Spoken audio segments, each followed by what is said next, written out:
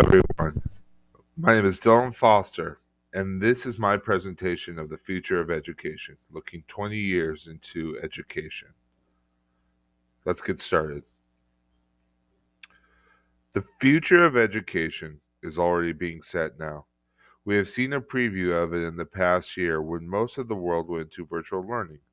Students and teachers were forced into an online experience where they were communicating electronically.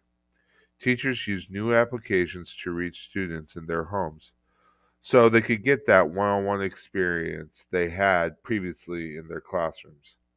Teachers were searching for new ways to show students their understanding and to demonstrate their knowledge of each standard and learning target. Although many schools are back to in person learning, the future is going to look more and more virtual. One thing we'll see more of in the future is students having ownership over their learning. Since higher levels of thinking and learning require more student ownership, education will become more project based, a pivotal theme moving forward. Students will show their understanding by creating and presenting rather than taking standardized tests and assessments.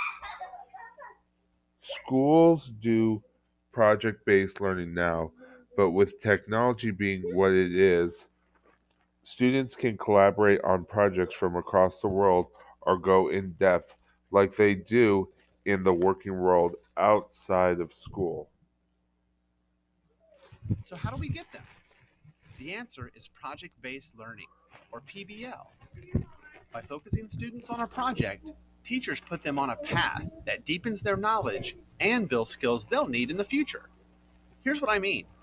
Mr. Simmons has always been a good science teacher, and his students do well on Friday's tests.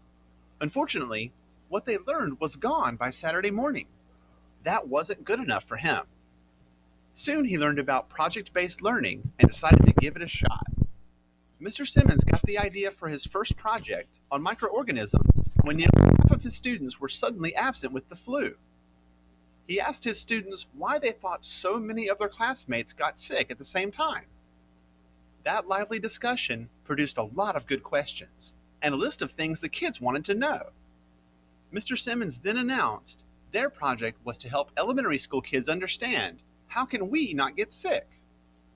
After dividing the class into teams, he got them started on the project. It was up to the students to ask questions, research, collaborate, give each other feedback, and figure out the best ways to make their points clear to children. One team chose to make an educational video on the connection between hand washing and avoiding the flu. Another chose to create posters to show how viruses spread.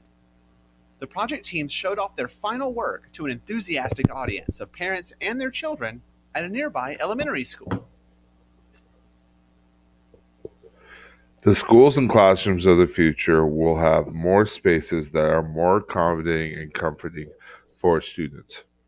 The way schools look today will be a relic of the past, and classrooms will be filled with new technology and non traditional classroom settings that will look more like lounges than rows of desks with a lectern in the front of class. There will be an abundance of openness, and the teacher won't stand in front and give long winded speeches. Rather, students and teachers will gather in groups to have more of a cooperative learning experience. Creativity will be able to run wild, and students will feel comfortable and at home in their new schools and classrooms.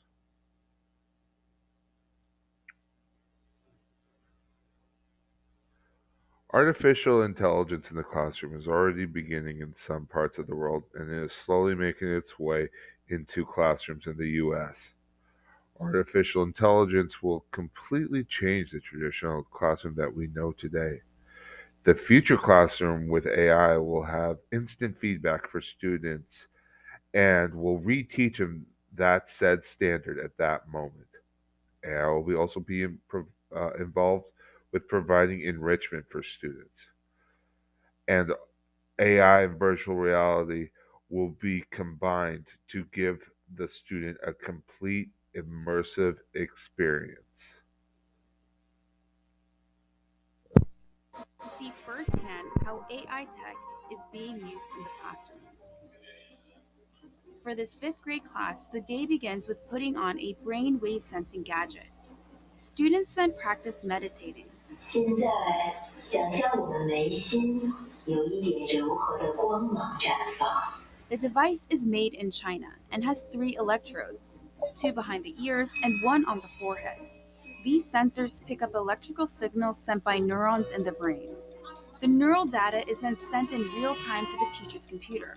So while students are solving math problems, a teacher can quickly find out who's paying attention and who's not. 说明这段时间他是有点在那走神的。A report is then generated that shows how well the class was paying attention. It even details each student's concentration level at 10-minute intervals. It's then sent to a chat group for parents. 就是他可以看到每个人的评分。